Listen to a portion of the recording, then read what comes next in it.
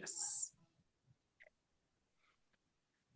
All right, welcome everyone to another episode of Dishin' It Out, where I strive to serve up a helping of tips, tricks, inspiration, and all things more tasty to keep life more organized and enjoyable.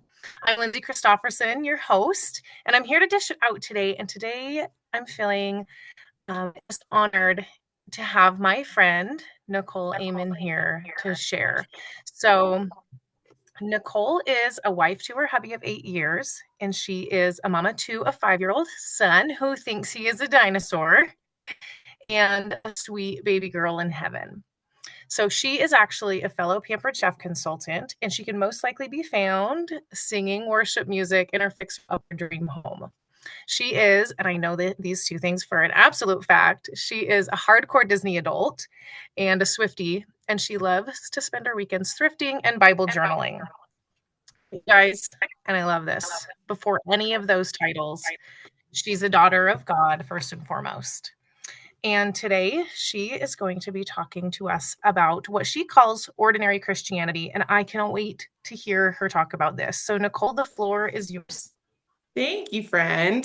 I am so excited. I think that this is such an amazing thing that you're doing, but I think it's so I would love to say it's ironic, but it's not. It's such a God thing that you asked me to speak. For the first time in my life, I decided I was going to do a vision board for the year. And in that vision board, some of the things that I put on there was, about my faith and that I wanted it to not just be inside for me or in my home, but I wanted it to be outward in what I was giving. And so I had this mindset of I wanted people who came in contact with me or knew me or talked with me or any conversation with me, they would just sit back and go, wow, this woman loves the Lord. Like, I can feel Jesus speaking through her and not to boast me, but just for him. And so God has really opened that up a lot with me this year. My best friend and I have started a community group within our church for moms of little kids. Then you asking me to do this at the same time, it was so crazy. And so I'd love to say it's ironic, but it's not. It's totally a God thing. um, and so, like I've Lindsay heard, said, I've this heard people call idea. it, I've heard people call it a God coincidence. Oh yeah, absolutely. Totally. We always say a God thing in our church, or there's some another thing that I forget what it is. My pastor says something else. It'll come to me, of course, as soon as we're done. Yeah. But there's another phrase that my pastor says all the time, and it's just I love getting those true harsh yeses from God of like you're on the right path. It's Yeah. so comforting. It's like a giant hug from him. You know what I mean? So Mhm.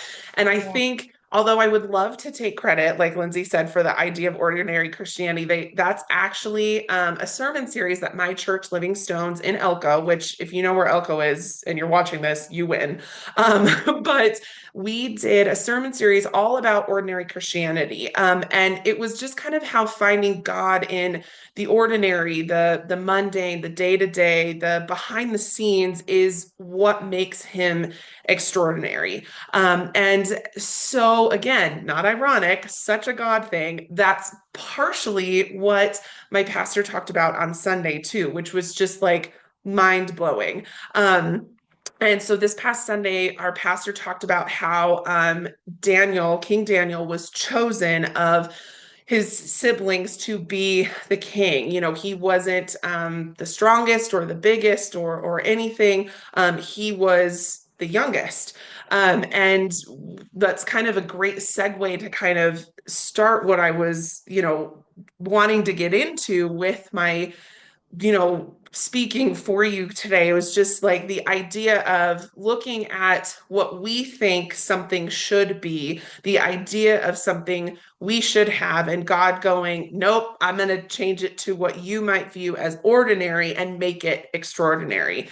For those of you watching that maybe don't know, Samuel was told by God to go and find the next king. And so he went and saw this man who had 7 sons, and the youngest of them being David. And David was small, he was scrawny. The Bible loosely translates it as to he looked young. He looked like he it says he has beautiful eyes and was handsome, and that's loosely translated to being, he was a kid. He had a baby face, so much so that he wasn't even there to begin with. He was in the fields with the sheep, and that's the one that God said, that's the one that I pick.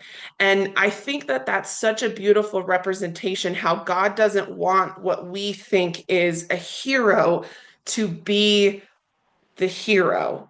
God doesn't need this big, huge, strong person to be who helps grow his kingdom. God isn't looking on the outside, he's looking on the inside. And so David didn't look like a hero by what we think. There's no Marvel movie made with King David. That's not what's happening. But that is who God chose to further God's kingdom. And I think that that's such it's just such a comfort to me when I hear that, because it makes me feel more qualified to be able to have a relationship with him. Not that there are qualifications at all, but it makes me feel more, I guess, comfortable in my day to day and in my ordinary. And that's kind of what ordinary Christianity is all about. This idea of not having to be the hero, not having every moment have to be such an extravagant moment. I remember one of the things that our pastor said, talking about this overarching ordinary Christianity mindset, was, though, even though the world might not have chosen you for, this job or this promotion, or you might not be able to get this house or whatever, God chose you. Like, you're good enough for the person who is above all of the promotions, all of the things, all of the possessions.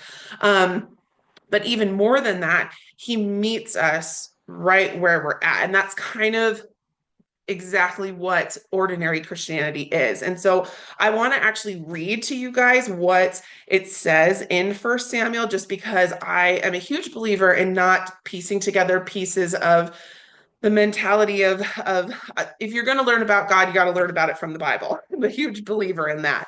And so I want to read to you guys what it actually says in First Samuel, and it's First Samuel chapter 16, verse 7. And it says, "But the Lord said to Samuel, do not look on his appearance," talking about the eldest brother, "or the height of his stature, because I have rejected him. For the Lord sees not as man sees." Praise God. "Man looks on the outward appearance, but the Lord looks on the heart." And that's just my pastor calls them mic drop verses, where you just, like, that could be the end of the sermon. Like, we're done, go home. Like, that's all you need to know. Um, and I think it's so beautiful, that idea of God wants and looks at our heart. God is more focused on who you are on the inside than what is happening on the outside. Where I live in Elko, a lot of people are stuck in the mindset of having bigger, better, newer, more, more and more toys in the driveway, the bigger house, the most expensive things. And they're missing the point of that's really great and fine and dandy to have on the outside, but what's happening on the inside? Not just in the inside of your heart, what's happening on the inside of your relationships, your marriage, your parenting, your friendships? What's happening there? And one of the things that I think my pastor said last week that was beautiful was, God doesn't want your successes or your strengths or your resumes. Oftentimes that gets in the way. We're that stuff is just an obstacle of you not being able to experience the fullness of God quicker and more and better. And that's just kind of such a hard concept to wrap our worldly minds around.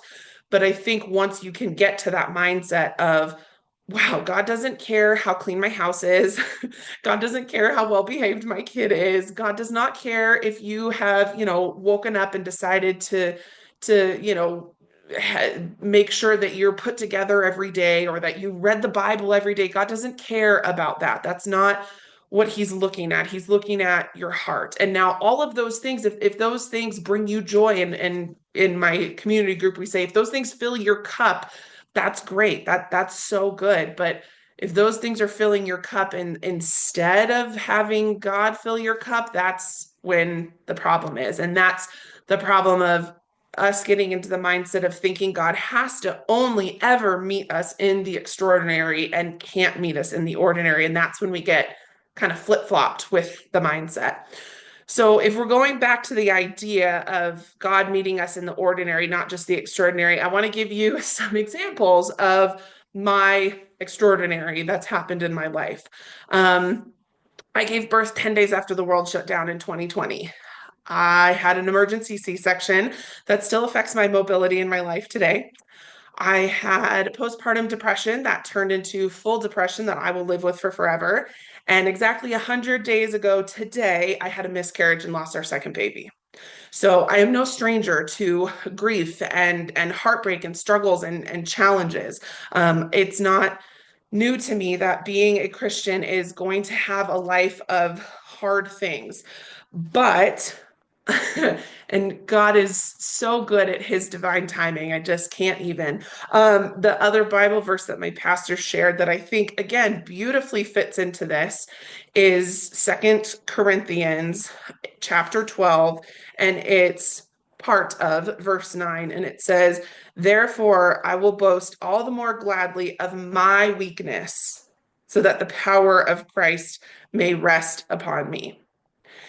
And that wording of rest upon me, not change me, not fix me, not even take away the weakness, not take away the hard part, but just rest in you. How often, I mean, I would give anything to be able to have rest from the constant conversations I'm having with my 5-year-old son about why his baby sister went to live with Jesus instead of us. I would love a rest from having to have that conversation every single day for the last 100 days. I would love to be able to do that. But I can't control that. All I can do is control what I am boasting in. And I think an important thing to remember is that when we are boasting, not in our weakness, we're not boasting at the fact that, oh, look how strong I am that I've gone through this, or even look how much God trusts me to carry this load. We're missing the point. We're still making it all about us. We want to boast in the fact that God can use all of this for hard. And I think that is a really challenging concept. That is a really, really hard concept. But that's my pastor's favorite Bible verse is but God doesn't just meet us in those hard times. Now, I have felt God deeper and truer and stronger in those times than I have in a lot of times.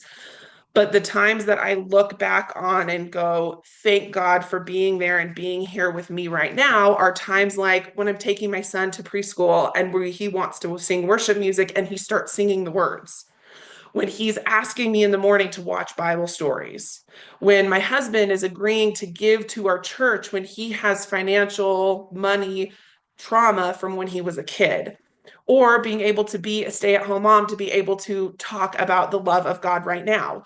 Those are blessings that I don't take lightly. It's the same side note as for those of you, I'm a huge Carrie Underwood fan. And when she did that whole side note caveat on American Idol the other week of don't say you're just a stay-at-home mom. Like you do so much. And whether you have a side hustle or whether you are simply waking up and taking care of your people's home, that's a big deal. I am getting our home ready for my husband to be able to leave and provide. That's a big deal. I am creating my son's safe space. I don't take that lightly. That is a huge deal. And so I always like to call them like non-scale victories. We love seeing a number on a scale, like we love getting to certain things, but how much better do we feel when we like fit in our favorite pair of jeans? Like that makes us feel so much better than whatever the number on the scale says. We're not going to share with our friends, oh, look, I weigh this much on Facebook, but we are going to say, I finally fit in these pair of jeans because that's what we're proud of. So while yes, of course, I feel God comforting my family and I right now as we're navigating a miscarriage, I am boasting and more proud and excited to share about the fact that my son knows the words to our favorite worship songs right now. That's the non-scale, small ordinary stuff that God is going to use in my son's life and my life to be able to piece together something extraordinary. My pastor often uses the idea of we look at God's promise and our plan for our life and we see a peephole and God sees the entire door. So we have to think about it that way, or, a puzzle piece instead of the whole puzzle. You look at it and go, what the heck does this not even make any sense? And then you put it together and go, how did I not see that? And that kind of is a beautiful thing of what my pastor has said of how can we look and remind ourselves that we are seeing a peephole instead of the door. How can we do that? And that's really hard when you have all of these worldly things feeding you that you are supposed to be in charge of, not only the door, but what it looks like, what's on the other side, how often you go through, the size, the shape, the color of the door. That's so hard. I'm so grateful to God that He takes the mental load of having to worry about all of that stuff off my plate, because I got enough to worry about with a 5-year-old that thinks he's a dinosaur. Like I don't want anymore. Like I'm good. I don't want anymore. And I think that's a beautiful thing to think about is God is showing up right now while you're listening to this, while you're driving your car, when you're doing the dishes, getting ready for bed, brushing your teeth, showing up at your job, when you're grocery shopping, all of those moments in between, God is showing up there. Those are the small moments that we can learn to find God in those tiny things, being really grateful that you got the last thing of strawberries, because thank God our kids are on a strawberry kick. Small, tiny miracles that we can just be so grateful for. And one of the things in the faith that we often hear that is so hard is God teaches us the lesson after He's tested us. And that is so hard. I'm living that right now. I have no idea why some of the things I'm going through is what I'm going through. But one of the best questions, and I will remember this until the end of my days from Ordinary Christianity series, is how can I see God showing up right here, right now, right in this ordinary moment? Like, how can I do that? And I'm really, really grateful that I got the opportunity to sit under that Ordinary Christianity series before I had all of those struggles. The biggest, hardest things of my life have all been within the last 5 years. And I am grateful to God that I sat under this sermon series before I dealt with all of those things. And so I oftentimes go in the midst of my son fighting or pushing a kid at school or losing our baby or having really hard depression days. What is God teaching me? And it might be something as this is a great time to talk to our son about faith. This is a great time to talk to our son about, how he as a man solves problems. This is a great time for me to talk to him about what it looks like to trust. But this is also a good time for me to be like, you know what? It's okay. I can rest. And that's what that Bible verse says, right? We can rest in the boasting of Him. And I think that's just beautiful. And to finish, if you're anything like me, there sometimes is nothing better in the whole entire week than I'm driving to the grocery store and I need a good worship session, because sometimes that's where the Holy Spirit meets me the most. So if you are a big music lover, my two favorite songs right now that are really helping me is That's Who I Praise by Brandon Lake and Praise by Elevation Worship. Those two songs right now are the ones that my son is asking for the most, but those are also the songs that I am just really feeling like, you know what, I don't understand, but that doesn't mean I can't still praise Him. And that's okay. And I just have to be comfortable being okay in the ordinary right now. And sometimes being the ordinary is okay, as hard as it is. Sometimes it's okay. Yeah. Man, seriously, nearly brought me to tears in some of those moments. Nicole, thank you. A couple of things that I noticed Yeah, or thought about while you were talking was number one, my shirt. I don't know if anybody knows I what this means. did.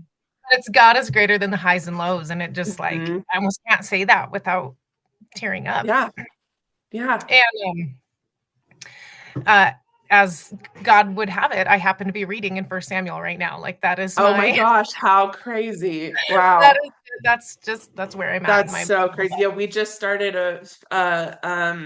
our series in we're doing the book of Second Samuel, and so we always do kind of a here's kind of we're setting up like the backbone of the prologue, if you will, like what's happening beforehand before we dive in, and so he talked a little bit about what happened in First Samuel to get us ready, and I just thought it was so fitting. It was so amazing how all that just weaved together. Totally. It is. It's amazing, and it all just can only point to God. So Mhm. I first I just want to say thank you, Nicole. Thank you for sharing just so, so vulnerably with us Yeah, today. And because I think that your honesty and your vulnerability and your faith is really an inspiration. I mean, it's really a thank gift. And I'm you. so grateful. I'm so grateful that Pampered Chef crossed our paths because Yes, me otherwise too. we may never would have met. But I'm so Oh, grateful today that you reminded us that God is faithful in the hmm. mountains and in the valleys, Yep. um, because we do need to be reminded of that. So, Nicole, if someone listening today is maybe in the middle of that heartache or that hardship or that just blah of life, what is one thing that you would want them to have heard today and really hold on to? Oh, I think uh, we at our church we call it Ness. Our you come we come with a lot of Ness. Hardness, sadness, depressedness. Like we just have a lot of Ness, and that's okay. Um, I think I'm gonna be that person and say there's two things because Yeah. um, the first thing that I would say to hold on to is the fact of God not only understanding but also being there. How can, like that Bible verse says, how can we truly feel the rest of God upon us if God is not with us? How can we have our cup filled up by a friend if that friend is not truly with us? Sometimes I know for me at least, there are times when I'm like, I just want a hug from my husband or my mom or whatever. How I can't take that true deep breath and rest if he's not with me. And so I would just invite you to not only remember that he's with you, but invite you to remember that when he's with you, that's when you can truly rest. Um, the second thing I'll say, and this is where I might cry, will cry, um, it is okay to ask for help. It is okay to ask for help. I am extremely blessed that through my depression, that has never crossed into the path of a more serious mental health issue of thinking or wanting to hurt me or anyone. I am extremely blessed, and I literally thank God for that daily, every single morning. But I know that that's not the case for a lot of other people. And I will tell you, as someone who has had the hardest two times being when I had my son and I lost my daughter, one of the things that is getting me through this miscarriage is the fact that I can go to church and I can ask for help. I didn't have that luxury in 2020. Couldn't go to help, couldn't get help. It was 2020. You couldn't do anything. And I couldn't go to church. I couldn't do any of the things that I wanted. This time I can, and I'm doing it all the time. So much so that I started my own community group so that I can have church come to my house because I I love it. wanted church and people and a hug so bad. So don't forget that God is with you, but don't forget that you can ask for help. If you go to any church and just say, I need prayer, or I need a hug, or I need help, it's there. If you message me or Lindsay, because I know she'd do the same thing, we're there too. And I don't want you, who I'm talking to in the camera, to ever think that you have to try to figure out any of this all by yourself ever. Because nobody ever says, I kept it all bottled inside and I feel much better now. Because that's not the way it works. So So true. remember God's with you so you can rest and ask for help. It's okay to. I love that. I absolutely love that. It's so, so true. Yeah. All right, you guys, if today's episode spoke to you, please don't keep it to yourself. Share this episode with a friend, share it in your stories, leave a comment, or just message one of us if you were just encouraged by it, or if you feel like you need someone to talk to, a virtual hug from us, we'd love that. Otherwise, we will see you guys next time on another episode of Dishin' It Out.